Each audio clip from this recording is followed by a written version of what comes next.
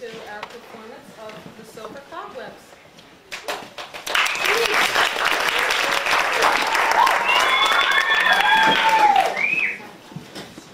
I'm going to tell you a story about something wonderful that happened to a holiday tree like this ever so long ago when it was once upon a time.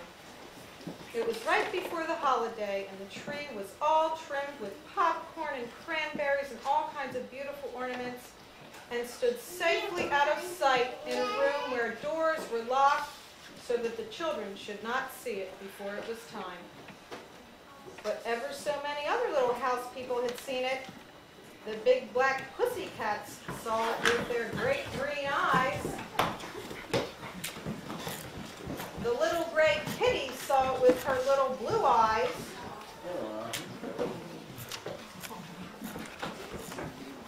The kind house dog saw it with his steady brown eyes.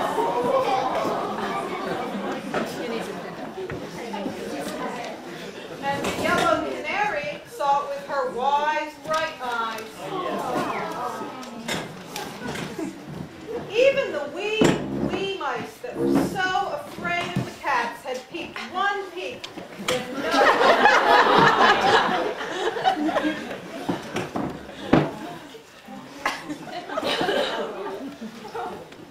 But there were some who hadn't seen the tree at all. It was all the house spiders. You see, spiders lived in the corners, the warm corners of the sunny attic and the dark corners of the nice cellar. And they were expecting to see the holiday tree as much as anybody. But just before the holiday, a great cleaning up began in the house. The house mother came sweeping and dusting and wiping and scrubbing to make everything grand and clean for the big day. Her brooms went in all the corners, poke, poke, poke, and of course the spiders had to run. No one could stay in the house while the cleanness lasted. So you see, they couldn't see the tree. Spiders like to know all about everything and see all there is to see, and they were very sad. So at last, they went to the winter fairy and told her all about it.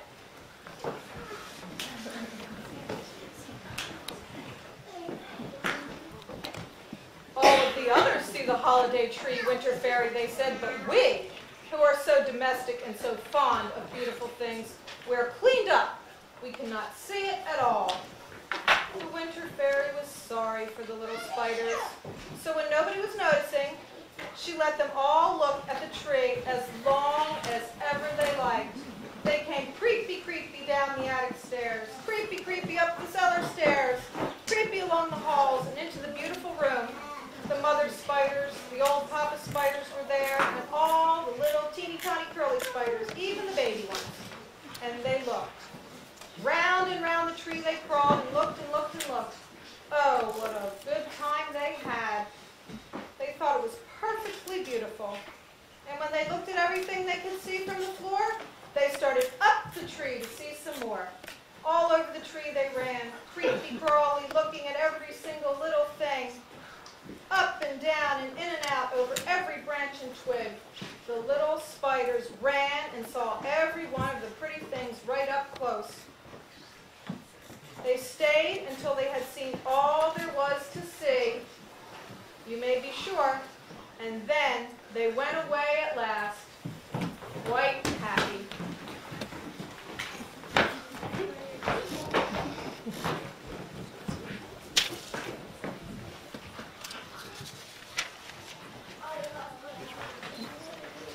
Then, in the still dark night, the dear winter fairy came to see the tree.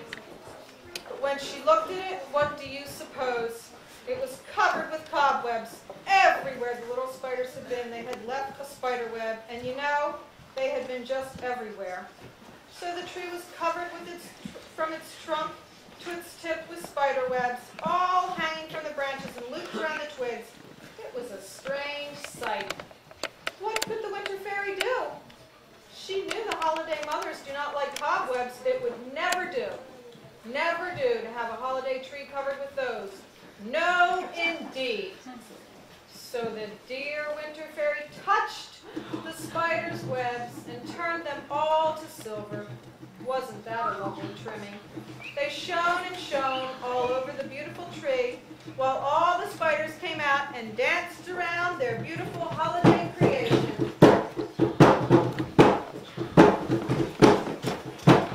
The end.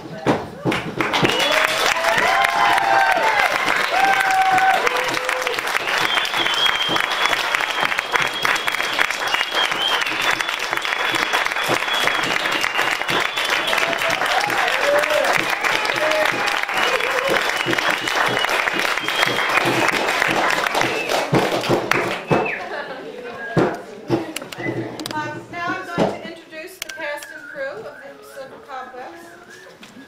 The big black kitties are Jacqueline Atkins and Michael Lynn.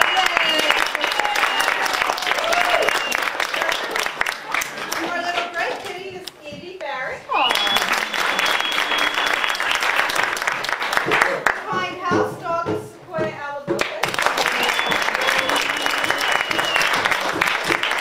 Noah Canary is Sammy Moquin.